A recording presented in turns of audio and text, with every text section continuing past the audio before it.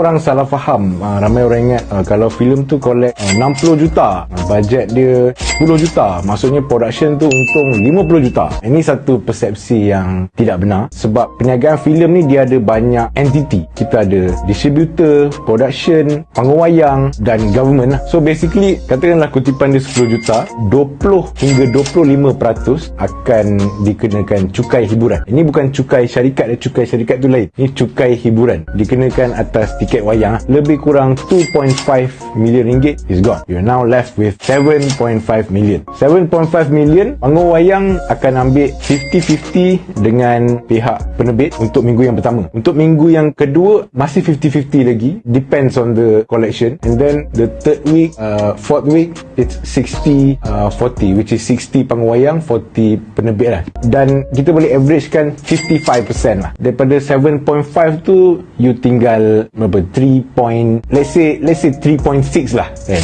Kita dah potong-potong semua, 3.6 million. So untuk buat filem yang bagus di Malaysia memerlukan 3 juta ringgit. So you untung 600,000 ringgit. Tapi kita ada OTT yang mungkin kalau filem tu bagus, dia boleh ambil dari 400,000 hingga 800,000, kadang-kadang 1 juta pun ada. So you untung 1 juta lebih. So kalau you collect filem 10 juta, bajet you 3 juta, you untung 1 juta lebih saja.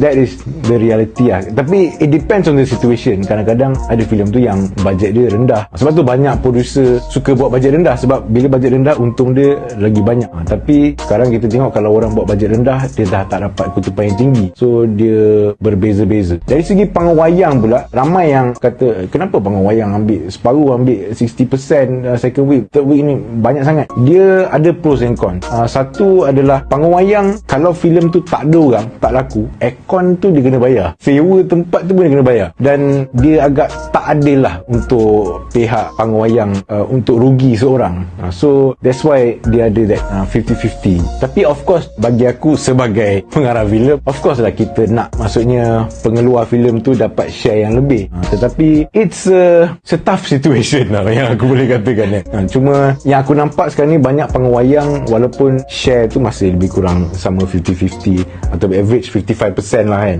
55% diorang ambil, 45% production ambil. Walaupun begitu, tapi diorang sangat supportive sekarang ni. Diorang sangat supportive in terms of marketing local movies, promoting local movies, dan aku harap diorang teruskan. Aku cuma mengharap diorang kalau boleh lebih mengutamakan filem lokal dari segi showtimes, dari segi pembahagian panggung wayang. Sebab kadang-kadang satu filem tu dia tak dapat satu hall tu the whole day. Kadang-kadang satu hall cinema tu dia share dengan 3-4 filem. So maybe in the future aku harap kalau filem lokal kita boleh dapat special satu panggung tu, biarlah kalau filem tu laku, biarlah lama satu hall tu. 25% tax government bagi aku sangat tinggi lah. Aku rasa Malaysia cukai hiburan di antara tertinggi di dunia. Sebab kalau kita tengok Singapura, tak silap aku 7% saja. Tetapi tak silap aku di Selangor dah mula untuk turunkan cukai hiburan. So aku harap state-state lain pun akan follow lah.